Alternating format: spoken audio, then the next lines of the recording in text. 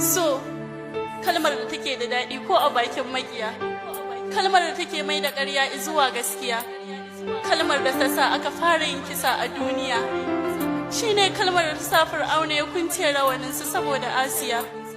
Da wannan kalmar Annabi Adam ya soma farin gani akan Nana Hawwa'u, kuma shine wanda ya canza Zulaihat har ta manta ita matar aure ce,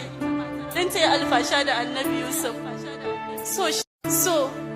kalmar da take da daɗi ko a bakin makiya, kalmar da take mai da ƙarya zuwa gaskiya, kalmar da ta sa aka fara yin kisa a duniya, shine kalmar da ta sa Fir'auna ya kunce rawaninsa saboda Asiya.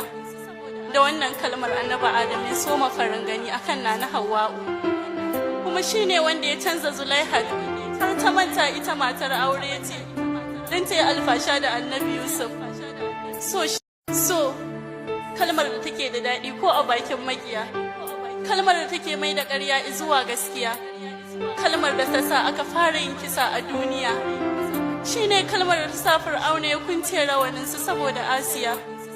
Da wannan kalmar Annabi Adam ya soma farin gani akan Nana Hawwa'u, kuma shine wanda ya canza Zulaihat har ta manta ita matar aure ce, don ta yi alfasha da Annabi Yusuf.